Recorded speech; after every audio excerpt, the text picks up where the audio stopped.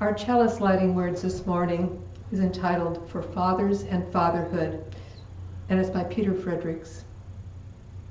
For sleepless nights awaiting the curfew breakers, for anxious hours as a driving instructor, for hours spent on sidelines cheering and watching school plays and sometimes resting our eyes, for the pressure of breadwinning and wait till your father gets home, for teaching moments and mentoring moments, for making up answers when you just don't know, but are expected to because you know everything, for scrapes and boo-boo kisses and band-aids, for hugs and kisses and silliness and play, for bedtime stories and early morning ice time, for all aftershave and ties received as gifts, for handing over car keys and waves goodbye, for father-daughter wedding dances and cradling grandchildren for the first time, for all the moments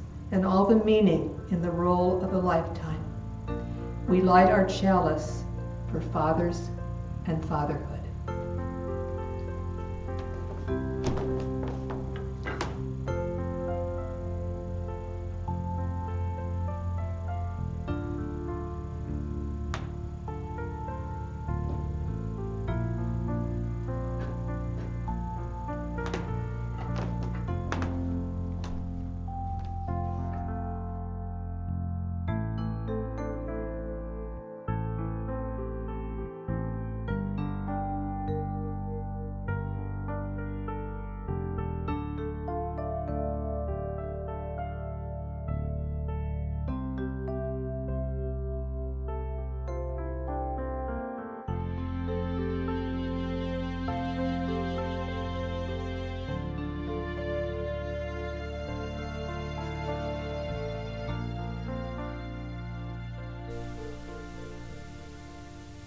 Good morning, and happy Father's Day to all of you out there. I'm Martha Sinkula, your service leader today, and I welcome you to the Umpqua Unitarian Universalist congregation. I know this is especially important that we stay connected during this very difficult time, and I hope all of you are well and taking care to be safe. Those on our congregation mailing list receive weekly newsletters regarding our Sunday services and general information about our congregation. Facebook and YouTube carry our weekly sermons. Contact information can be found at the end of the service as well as on our Facebook page. We hope those who are new to us will check us out. Our speaker today is Joe Messinger, a longtime active member of UUUC. Just a little bit about him. He was born in Glendale, California, and moved with his mother to his grandparents' farm in Kansas while his dad served in Japan after World War II. And he's lived in Georgia and Texas, moved back to California at age 12. And after serving 4 years in the Air Force in bases in California and Morocco, he earned a BA in art with emphasis in photography, printmaking, and graphic design. Spending most of his professional life behind a camera, Joe worked photo labs, portrait studios, and in publishing as a photojournalist for a major newspaper in LA. He has had works in major magazines in the US and Europe, as well as works distributed worldwide by AP and UPI. The last 26 years before retirement were spent with LA Community College District in public relations photography and as webmaster. He also served 20 years on the board of the Press Photographers Association of Greater LA, twice as president, and was honored with a Lifetime Achievement Award. With a lifelong interest in airplanes, from building models to being a private pilot, Joe currently is an active member of the local chapter of the Experimental Aircraft Association here in Roseburg. He has built airplanes and has owned a 1946 Air Coupe, which he updated and flew around Southern Oregon.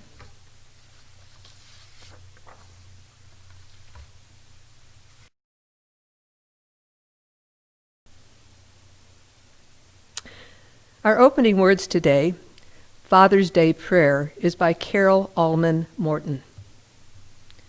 On Father's Day, we honor those people who have been teachers, confidants, and friends. We acknowledge that it's not biology that makes a parent, but love and attention. For those of us that have lost a father or a child, we hold their memories in our hearts. For all of us who are fathers, we ask for continued help in discerning how best to care for our children, whether they are 5 or 50 years old, or even older. Many of the strands of a relationship between ourselves and all of creation grow even stronger. May all of us, no matter what our place in the cycle of life, experience nurture and experience love. And may we pass on that love to those we encounter on our own paths. So may it be.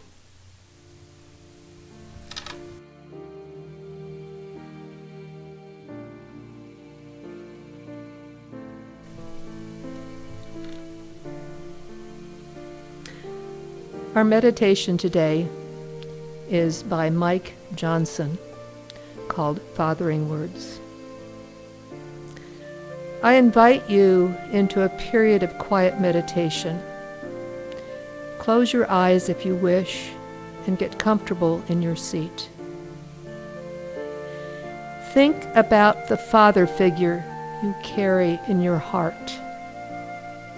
I invite you to remember the gifts and the wounds you received from that person or persons.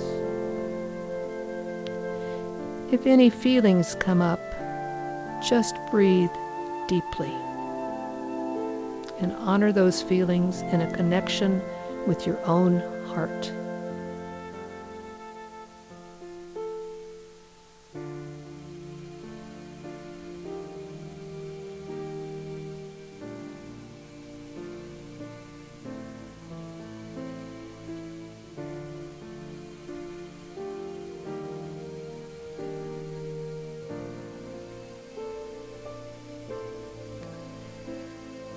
As we close our meditation, I invite you to listen to some fathering words that we don't get to hear often enough.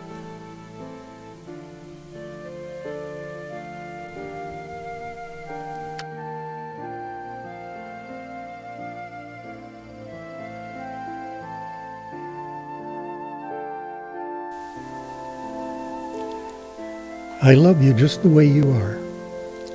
I have confidence in you. You can achieve your goals.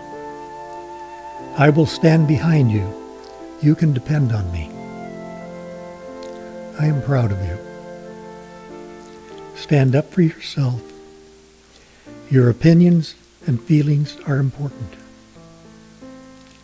I have faith in you.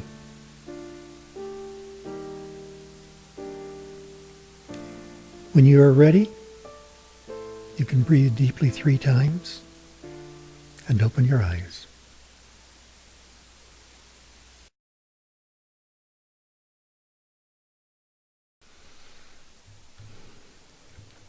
Now, I would like to introduce Joe Messinger, whom most of you know as the man with the eye-catching ties and socks each week at UUC services. Joe? Today is Father's Day. We all have at least one, a genetic father and maybe a stepfather. Being a father is much more than being a contributor of sperm. Any man can do that. Being a true father is much more. He is a man who nurtures, teaches, supports, provides, and protects. In some faiths, the leader of the church is addressed as Father, or the inventor or primary developer of a science or invention may be called the father of whatever is being spoken of. I'd like to go off script here for just a moment and talk about something that's been in the news recently. And this is something that my father never had to talk to me about because the times were different then. But today, the young men of color, whether they be black, Latino, of some dark Asian race, their fathers have to sit them down and have this talk. And the talk might go something like this. If you encounter a policeman, be very cooperative and be very, very kind and talk to this person like he's your friend, because he can be your friend. Even if you've done something wrong, and if he wants to put the cuffs on you, do it. Don't give him any reason to pull that gun. Because we've seen too many times recently this has happened. And that's the kind of talk that the fathers are giving today, along, of course, with the other one. Anyway, growing up, I had a father, a grandpa, a couple of uncles, all of whom contributed to what I am today. My father, a talented artist and photographer, found a job working at Lockheed Aircraft in Burbank, California in the early 1940s. He was part of a team assembling P-38 fighter planes. This was a wise choice of professions at the time. Since when he attempted to join the Army not long after I was born in 1942, he was rejected as having an occupation essential to the war effort. Of course, he was drafted shortly after the war was over and sent to Japan as part of the occupational forces. My mother and I lived in the small town of Parsons, Kansas, in the southeast corner of the state, to live with her parents, Grandma and Grandpa Stevens, while Dad was in Japan. Parsons was the town where both my parents grew up, were educated, where they met, fell in love, and were married. We called my mother's parents Grandma and Grandpa, while my father's mother, a much more formal lady, was grandmother. I never knew his father since he died at too young an age, years before I was born. My grandpa was a railroader, a pistol-packing mail clerk, actually.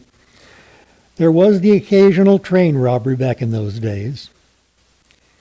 He would walk from one end of the mail car to the other, sorting mail city by city and town by town, as the train went from Parsons, where he boarded, traveling to Wichita, Kansas City, down into Oklahoma, and further south into Texas and back, making a big loop. We would joke that Grandpa would walk to San Antonio, Texas, and back twice a week. When not on the road, he worked a small 5-acre farm. We had a cow, Bessie, for milk, a dog, Tippy, and several chickens and rabbits who didn't have names. When I asked why they didn't have names, Grandpa replied, "If you're going to eat them, you don't name them." He grew corn, salad greens, rhubarb, and an abundance of other vegetables. Grandma would put these up in mason jars and store our bounty in the cool root cellar, which occasionally served as a storm cellar, so we would have food for the winter. When my father returned from Japan, my family was again complete, and soon to be added to with the birth of my sister, Jana. That first summer, after his return, we spent a lot of time at the Parsons Municipal Swimming Pool, where he had been a lifeguard in the summers of his youth. He would also put on impromptu diving demonstrations, since he had been a championship diver for a few years earlier, winning the 4-state, Kansas, Oklahoma, Missouri, and Arkansas, diving championships more than once. When he left and took his bride, my mother, to California to find their fortune, Parsons was near the peak of its population, approaching 14,500, about 9,400 today. I make a point of mentioning his achievements in the sport of diving, since it's important to this first story I'd like to share with you. Well, Dad would take me to the pool almost every day. Needless to say, like most fathers, he had a desire to see his son succeed in something that was near and dear to his heart. In this case, diving. While in school, he had been a gymnast, tumbler, and diver. One day, my mother accompanied us to the pool. She was lying in the sun, relaxing and reading a book. Then out of the corner of her eye, she caught sight of her little boy climbing the ladder to the 3-meter, it's a bit over 9 feet, diving board. Now you must remember I was about 4 years old at the time. And she began to get a little more than overly excited as her motherhood protective instinct kicked in. Well, I don't remember this part, and I only know it by stories told later around the dinner table. But I guess she put on quite a display of concern until the lifeguard on duty calmed her down. He pointed to the water, just under the end of the diving board, and there was my father, treading water, waiting for me. The lifeguard assured her that everything was under control and she could calm down. They'd been doing this for a couple of weeks, he said. What do I remember about looking down at that water is the most beautiful blue ripples made by my father's strong arms as he treaded water, waiting for me to join him some 9 feet below. I held my nose and jumped, entering the water feet first and sinking down. I floated and swam up to the surface and took a deep breath of fresh air as I put my arms around my father's neck, climbing onto his back, and he swam to the ladder, which I grabbed, hoisting myself up and scampered onto the deck. I was admonished, "Don't run." And I returned to another trip up the ladder while Dad dove back into the water to return to his spot under the end of the board. By this time, my mother was much settled down, and the drill was repeated over and over until Dad had tired of the exercise, and I was sent to the shallow end of the pool with the other kids my own age. This proceeded for several years with me developing new diving skills, doing rudimentary flips, somersaults, twists, and swans. Then one day it happened. I slipped. It must have been a real belly whopper. When I entered the water on that dive, I came up crying in pain. I don't really know what happened. All I know is it hurt, and it hurt pretty bad. The pain had been so intense, and it scared me so much that it was the last time for many years I even tried to dive. Those skills have eroded, and today I doubt that I could even be able to do a simple backflip. Unlike many fathers, he didn't push. He didn't insist that I get back up there and try it again. He was smarter than that, a wise decision. He knew that because he had been successful at something, it didn't mean that his son was going to be able to duplicate his success. He knew that in time, I would discover for myself my own interests and he could nurture that. Another of Dad's passions was photography. At that same early age, he bought me a Kodak box camera. He took me under his tutelage and taught me how to develop film and make prints. We spent hours in the darkroom, Father rediscovering and Son discovering a new passion. Over the years, he nurtured my skills. He taught me the tricks of the trade. I was beginning to learn the secrets of the magician. It seemed we always had a darkroom wherever we lived. No matter the size of the house, there was always room for a darkroom. When we moved back to California, I was about to enter the 7th grade. And in the next few years, I developed a reputation as a photographer. When I entered my freshman year in high school, I found that along with the prescribed course of study, I would be selecting an elective class. After looking through the offerings, I selected journalism. My parents had always taken a newspaper, and besides, it sounded like an easy class. Not that I was lazy, mind you. I just didn't want to work all that hard. The teacher began by assigning positions to students who had taken the class before. A senior was selected as editor-in-chief. Other experienced students were assigned positions such as sports editor, student government editor, and so on. On about the 3rd day of the class, he got to us lowly freshmen. We were told everybody would be assigned stories to write. And many times, several of us would write the same story, with the best one being published. We had to learn the basics of journalism, the pyramid style of writing, the inverted pyramid style of writing, how to copy edit using copy marks, headline writing, the AP style book, and the other finer points of newspaperdom. Then it came, at long last, the question that I had been waiting on pins and needles for. The question I'd almost given up on having asked.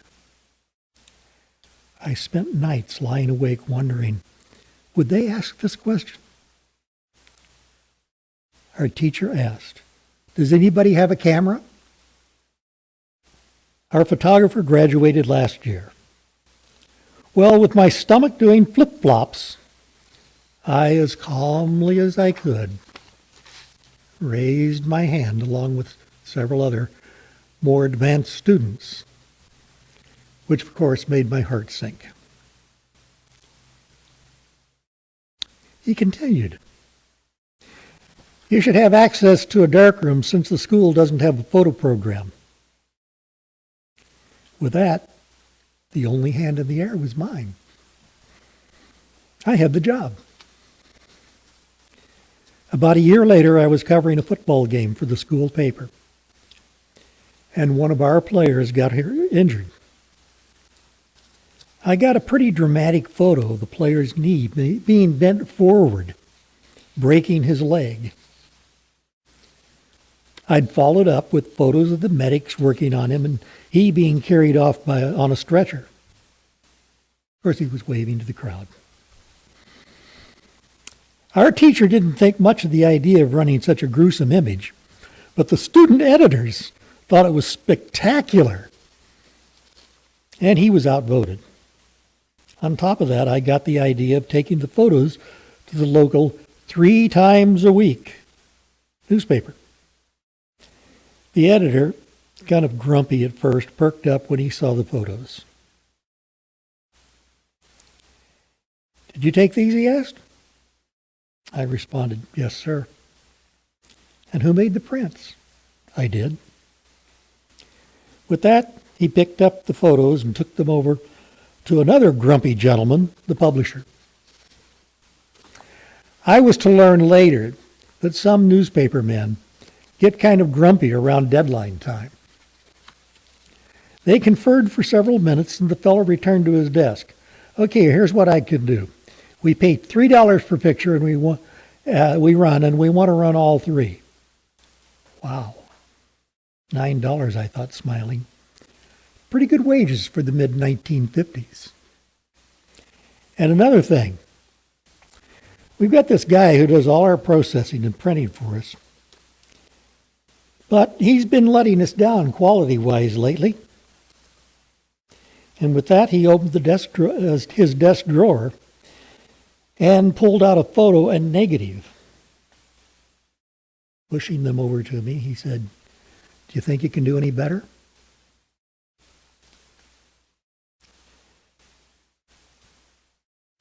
Well, he said, "If you can, you've got the job. I drop the film holders off at your house and then pick up the negatives and prints a couple days later. Job pays $5 a print." Okay. Well, with that, I went home and told my father what had transpired. He seemed impressed that I'd been given this opportunity and told me I'd better get busy. I asked him if he would help me. Now, this is where the wisdom of fatherhood really shines. Dad told me, if you get that job and you come across something like this again, I may not have time to bail you out. So you'd better get busy. Your mom will let you know when dinner's ready. And with that, he went back to his newspaper. I went down to our darkroom and pulled out all the tricks he had taught me over the years. I started by rewashing the negative to get as much of the dirt off as I could. Next came the intensifier to give the negative a little more substance and density. And after it was dry, I used Vaseline on the base side to conceal scratches. I pulled all the magic I could muster out of that top hat, and after several hours of working, I took the results upstairs.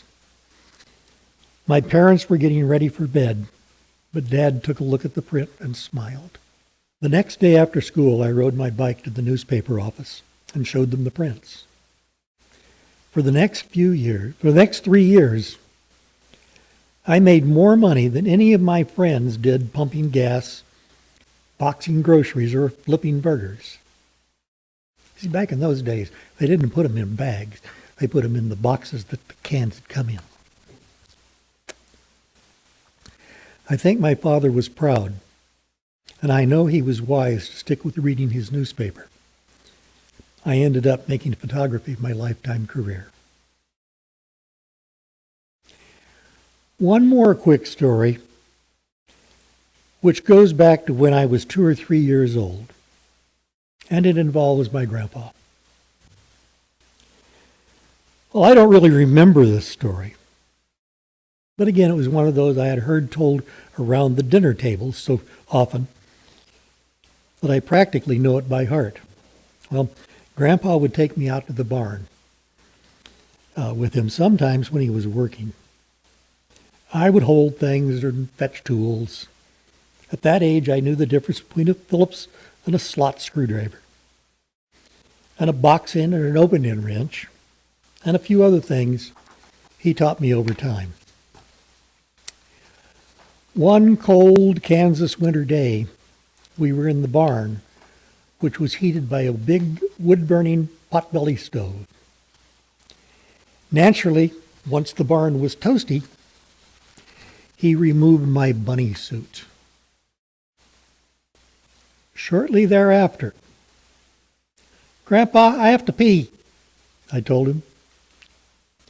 So it was time for a new lesson in living on the farm in the winter. He took me by the hand and led me to a hole in the side of the barn. It was a little below little guy waist high. He pointed the hole as he helped me get unzipped, and he said, "Now, hit the hole and not the barn." While I was doing my business, my mother entered the barn with hot chocolate for each of us. "Daddy," she screamed, "just what do you think you're doing?" "Well, sis, he had to pee. And if I would have tried to get him back into that bunny suit with all its zippers and buttons, I'm sure he would have had an accident between here and there. And then you would have been all upset about that." Oh, the wisdom of Grandpa. In looking back, I kind of think my family might have been a bunch of closet Unitarians. They just didn't know it. From an early age, I was accepted as a person of worth, who had dignity, who could search for and find my path in life and my own truth, something I hope I have achieved. Webster's defines wisdom as the ability to discern inner qualities and relationships. Insight is defined as having good sense. And judgment, the generally accepted belief that challenges what has become accepted wisdom among many historians and accumulated philosophical or scientific learning. It does go on a bit, and this is why I like the definition of wisdom the Cambridge Dictionary gives us. The ability to use your knowledge and experience to make good decisions and judgments. This is a quality I've found is possessed by most fathers and grandpas. Happy Father's Day.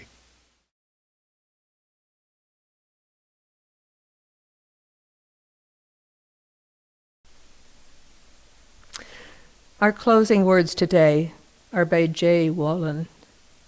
Forgive me. Forgive me, dear Father, for all the troubles I caused, the missed curfews, the missed classes, your unfulfilled dreams for me.